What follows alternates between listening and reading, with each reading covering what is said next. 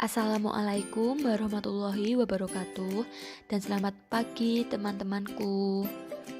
Semoga kalian semua dalam keadaan sehat walafiat ya. Amin.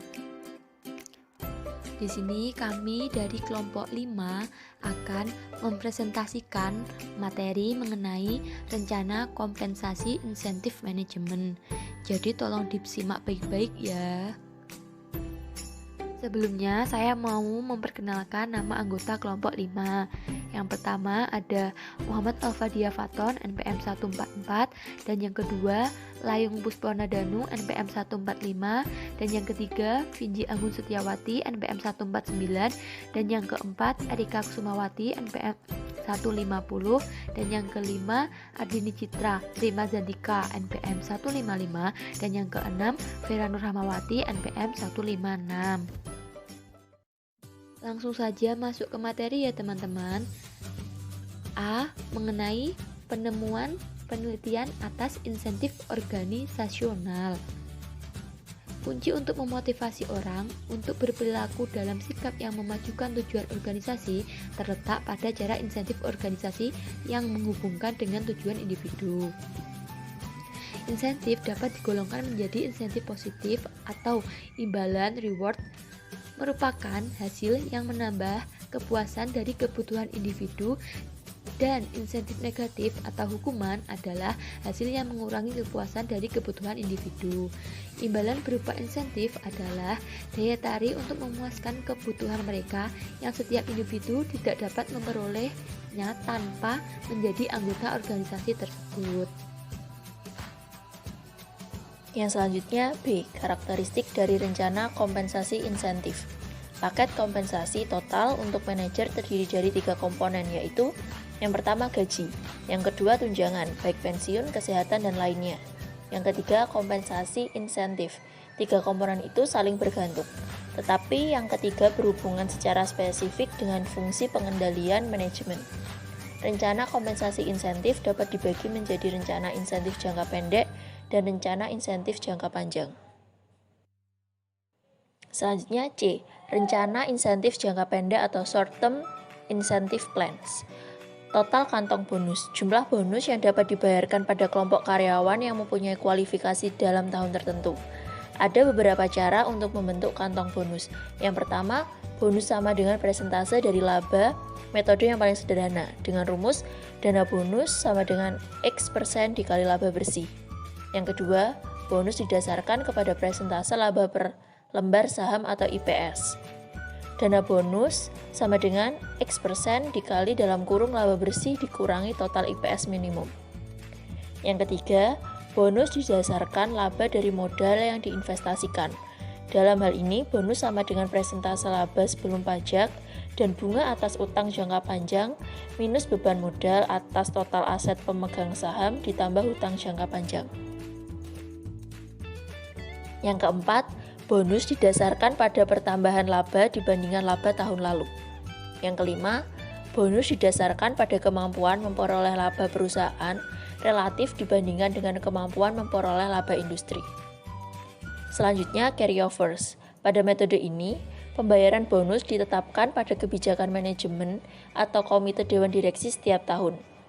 Metode ini lebih fleksibel, karena pembayaran tidak ditentukan secara otomatis oleh formula dan dewan direksi dapat melakukan penilaian.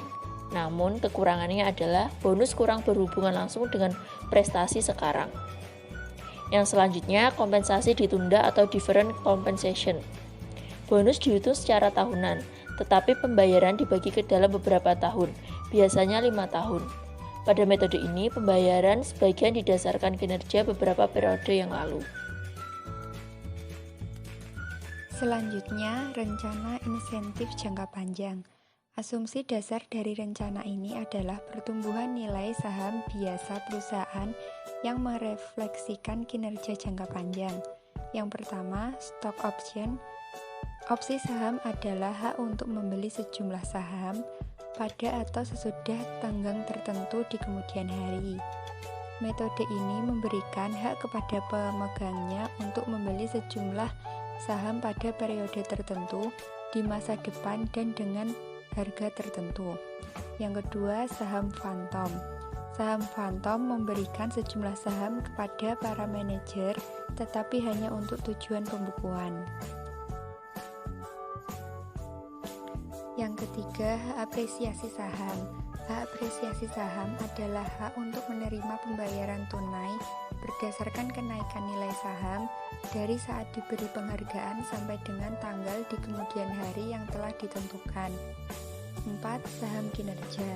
Rencana imbalan kinerja saham adalah memberikan sejumlah lembar saham kepada manajer ketika tujuan jangka panjang tertentu telah dicapai. Yang kelima, unit kinerja. Pada rencana kinerja unit, bonus tunai dibayarkan ketika target-target jangka panjang tertentu tercapai. Metode ini merupakan penggabungan hak apresiasi saham dengan kinerja saham. Selanjutnya, insentif untuk pejabat korporat. Total bonus pool dibagi untuk manajer korporat dan manajer unit bisnis. Setiap manajer korporat kecuali CEO bertanggung jawab atas sebagian kinerja perusahaan secara keseluruhan, sehingga atas bonus biasanya bersifat subjektif karena sulit mengukur. Kompensasi untuk CEO biasanya didiskusikan oleh Dewan Direksi berupa komite kompensasi. Selanjutnya ada insentif untuk manajer unit bisnis. Tipe insentif yang pertama, penghargaan keuangan terdiri dari peningkatan gaji, bonus, kesejahteraan, penghasilan tambahan. Yang kedua, penghargaan keuangan dan psikologi terdiri dari kemungkinan promosi, pemberian tanggung jawab, pemberian otonomi. Ukuran bisnis relatif terhadap gaji. Ada dua pemikiran tentang bagaimana komposisi imbalan tetap atau gaji dan tunjangan dan variabel bonus insentif dalam total kompensasi manajer. Pemikiran pertama, merekrut orang baik, membayar mereka dengan baik dan mengharapkan kinerja baik. Pemikiran yang lain, kita merekrut orang baik, mengharap mereka bekerja dengan baik dan membayar mereka dengan baik jika kinerja sesungguhnya baik. Yang kedua, dasar bonus. Bonus insentif manajer unit bisnis didasarkan pada yang pertama total laba perusahaan, yang kedua laba unit bisnis, yang ketiga kombinasi dari keduanya. Selanjutnya kriteria kinerja atau performance kriteria terdiri dari 3 kriteria, yaitu yang pertama kriteria keuangan, financial kriteria. Jika unit bisnis berupa pusat laba, maka kriteria keuangan meliputi laba kontribusi, laba langsung, laba terkendali, laba sebelum pajak, dan laba bersih. Yang kedua, penyesuaian faktor-faktor yang tidak dapat dikendalikan. Ada 2 macam, yaitu penyesuaian akibat keputusan yang dibuat oleh para eksekutif atasan unit bisnis, dan yang kedua, penyesuaian akibat perbuatan alam dan kecelakaan yang bukan disebabkan oleh kelalaian manajer. Yang ketiga, manfaat dan kekurangan target keuangan jangka pendek. Hal ini bisa menimbulkan perilaku disfungsional. Saya akan melanjutkan dari materi sebelumnya mengenai kriteria kinerja. Untuk yang keempat, ada mekanisme untuk mengatasi bias jangka pendek. Untuk menghindari perilaku disfungsional, maka bonus didasarkan pada kinerja beberapa tahun. Dan yang kelima, tolak ukur untuk perbandingan. Perbandingan bisa didasarkan dengan anggaran laba, kinerja masa lalu, dan kinerja pesaing. Yang selanjutnya, pendekatan penentuan bonus. Imbalan bonus bagi manajer unit usaha ditentukan dengan menggunakan formula seperti persentase laba operasi unit usaha atau dengan penilaian subjektif oleh atasan atau kombinasi dari keduanya. Materi yang selanjutnya yaitu tentang hubungan keagenan atau principal agent dan kompensasi manajemen.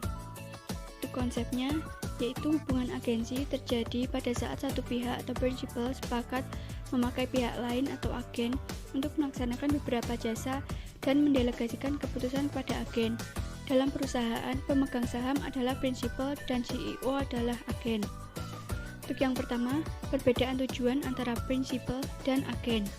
Teori agensi mengasumsikan bahwa semua individu bertindak atas kepentingan mereka sendiri.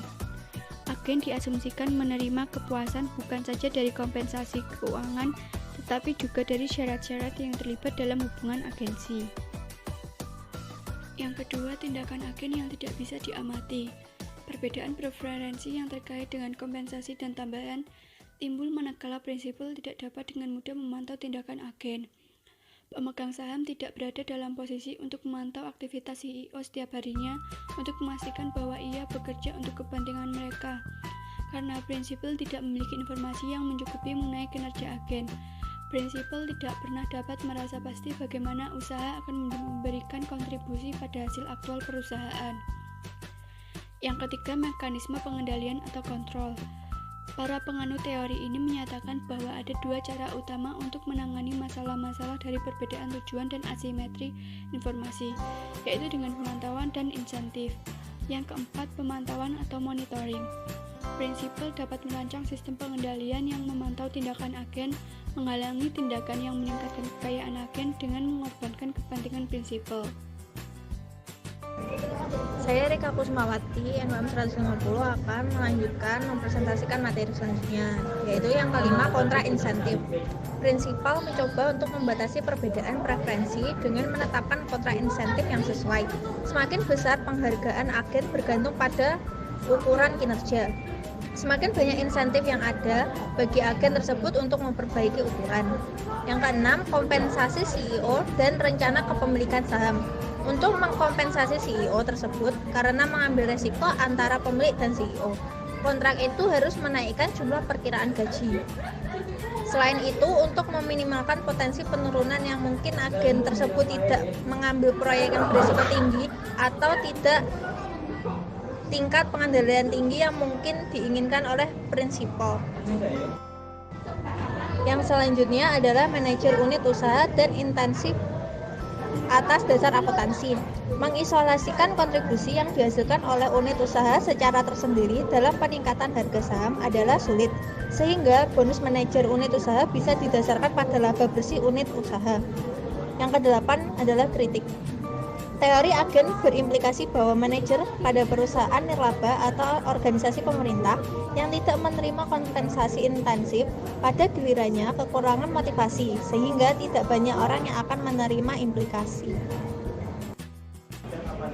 Sekian penyampaian materi dari kelompok kami. Apabila teman-teman ada yang kurang jelas bisa ditanyakan agar kelompok kami bisa menjelaskan kembali. Bila ada yang ingin berargumen atau mempunyai tambahan materi bisa disampaikan pada saat sesi pertanyaan. Dan bila ada yang mau ditanyakan tentang materi dipersilahkan. Terima kasih.